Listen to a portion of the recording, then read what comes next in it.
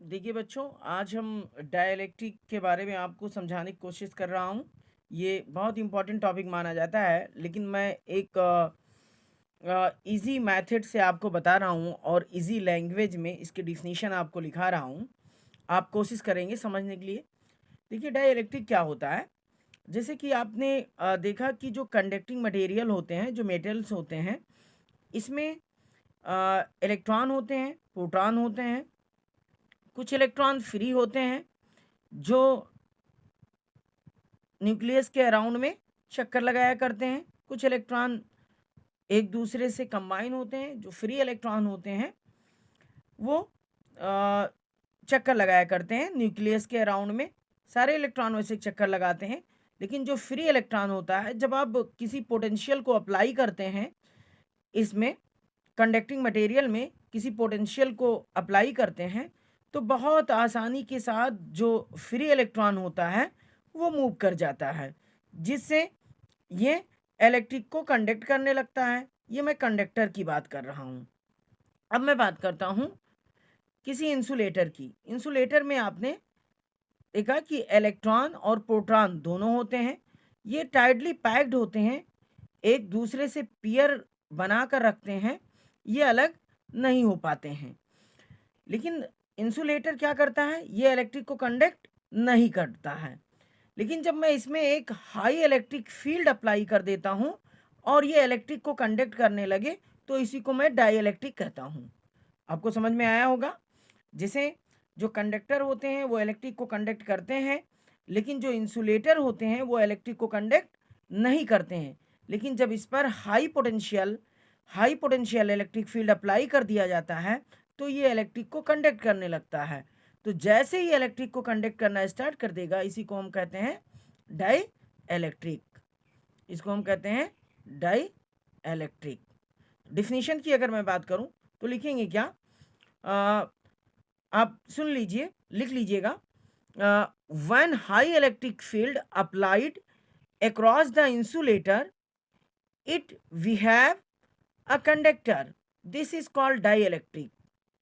जब मैं high electric field apply कर दूं किसी इंसुलेटर में और वो इलेक्ट्रिक को कंडक्ट करने लगे, तो इसी को मैं क्या कहता हूं? डाइइलेक्ट्रिक कहता हूं। डाइइलेक्ट्रिक जो होते हैं ये टू टाइप्स के होते हैं बेटा। टाइप्स ऑफ डाइइलेक्ट्रिक, अगर मैं बात करूं टाइप्स ऑफ डाइइलेक्ट्रिक की बात करूं, टाइप्स ऑफ डाइइलेक्ट्रिक, राइट, ये टू टाइप्स के होते हैं। एक होता है पोलर पोलर डाइइलेक्ट्रिक डाइइलेक्ट्रिक और एक होता है non polar dielectric non polar dielectric dielectric. देखिए पोलर में क्या होता है? जैसे पोल पोल मतलब जिसमें पोल होंगे। पोल मतलब अगर यहाँ पे मैं पोल की बात करूँ तो पोल मतलब कि टू पोल होंगे। ये डिफिनीशन इससे आसानी से आप समझेंगे। डाई मतलब होता है टू, डाई मतलब होता है टू। तो जैसे देखा आपने एच सी एल की अगर मैं बात करूँ तो इसमें क्या होता है? अगर मैं इसको ऐसा लिख दूँ सी एल, तो ये इनके बीच में कुछ स्पेस होता है, कुछ स्पेस होता है। ये क्या करते हैं? ये ओवरलैप नहीं करते हैं। तो if centre of mass positive ion do not कॉन्साइड, मतलब जब ये दोनों कॉन्साइड ना करें, ऐसे सब्सटेंसेस, ऐसे मटेरियल, ऐसे केमिकल सब्सटेंसेस जो कॉन्साइड नहीं करते हैं, उसको मैं पोलर डाइइलेक्ट्रिक कहता हूँ। पोलर डाइइलेक्ट्रिक की अगर मैं बात करूँ तो इसके बीच में कुछ डिस्टेंस होगा। जैसे आपने डाइपोल पढ़ा था, तो डाइपोल में 2a डिस्टेंस होता था बीच में। सेम यहाँ पर इनके बीच में कुछ डिस्टेंस होगा। तो जब डिस्टेंस होगा तो वो क्या होंगे? पोलर। और जिनके बीच में डिस्टेंस नहीं होगा, जो ओवरलैप करेंगे, कॉन्साइड करेंगे, जैसे मैं N2 की बात करूं, H2 की बात करूं, तो ये H, ये H, ये क्या हुआ? कुछ कॉमन हुआ, मतलब कॉन्साइड किए। इनके बीच में कोई डिस्टेंस नहीं है, इनके बीच में जो डिस्टेंस है वो जीरो है। तो ये क्या होंगे? Non polar. अगर मैं इसके डिफिनीशन की बात करूं, डिफिनीशन आप देख लीजिए, दोनों का डिफिनीशन देख लीजिए। पहले मैं डाइइलेक्ट्रिक की बात करता हूं। When high electric field applied across insulator, it's we have conductor, this is called dielectric. अगर मैं पोलर और नॉन पोलर की बात करूं तो आप डिफिनीशन देख लें। Its centre of mass positive ion do not coincide with the center of mass with negative ions, then it is said to be polar dielectric। और नॉन पोलर की बात करूं, its centre of mass positive charge coincide with the center of mass with negative charge, that is said to be non polar.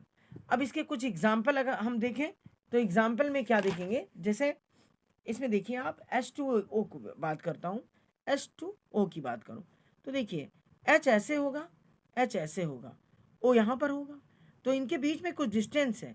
लेकिन अगर मैं इसकी बात करूँ तो N2 की बात करूँ, O2 की बात करूँ, CO2 की बात करूँ, तो ये क्या होंगे, नॉन पोलर। अब पोलर में क्या होता है, polar has permanent dipole moment. जैसे जो पोलर है P इक्वल टू 2QL होगा, मतलब इसमें डिस्टेंस है तो इसमें डाइपोल मोमेंट होगा, ये डाइपोल मोमेंट होगा। लेकिन इसमें कोई डिस्टेंस नहीं है, इसलिए इसमें क्या मोमेंट होगा, जीरो होगा, डाइपोल मोमेंट जीरो होगा। Thank you. देखिए बच्चों, अगर मैं पोलराइजेशन की बात करूं, पोलराइजेशन भी बहुत ही टफ टॉपिक माना जाता है, लेकिन मैं आपको इजी लैंग्वेज में समझाने की कोशिश करता हूं। देखिए क्या होता है, जब मैं किसी भी इंसुलेटर में हाई इलेक्ट्रिक फील्ड अप्लाई नहीं करता हूं तो जो इलेक्ट्रॉन और प्रोटॉन होते हैं ये पेयर्ड में रेंडमली मोशन करते रहते हैं, ये कहीं इधर उधर घूमते रहते हैं। तो in the absence of electric field molecules of the random aligned hence not dipole, it's the moment means dipole moment is zero, मतलब ये रेंडमली मोशन करते रहते हैं। लेकिन क्या होता है, जैसे ही आप हाई इलेक्ट्रिक फील्ड अप्लाई करते हैं, when the external field is applied molecules gets aligned, it's the direction of the electric field, the dipole moment is induced। means जब मैं इस पर हाई इलेक्ट्रिक फील्ड, इसी में जब हाई इलेक्ट्रिक फील्ड अप्लाई कर देता हूँ तो ये अलग हो जाते हैं और घूमना शुरू कर देते हैं, घूमना शुरू कर देते हैं किसके डायरेक्शन में, जिस डायरेक्शन में हमारी इलेक्ट्रिक फील्ड की डायरेक्शन होती है उसी डायरेक्शन में ये मूव करना स्टार्ट कर देते हैं। तो इसी को मैं कहता हूँ पोलराइजेशन। जब क्या होगा, एब्सेंस ऑफ देखिए, in the absence of electric field the molecules is randomly aligned, hence then the dipole moment is zero। dipole moment zero होगा क्योंकि ये पेयर में रहते हैं, डिस्टेंस इनके बीच में नहीं होती है। लेकिन जैसे ही when the external field is applied to the molecules gets aligned is the direction of the electric field and dipole moment is induced, उसमें dipole moment induce हो जाता है। this is known as polarization, इसी को मैं polarisation कहता हूँ। धन्यवाद बेटा।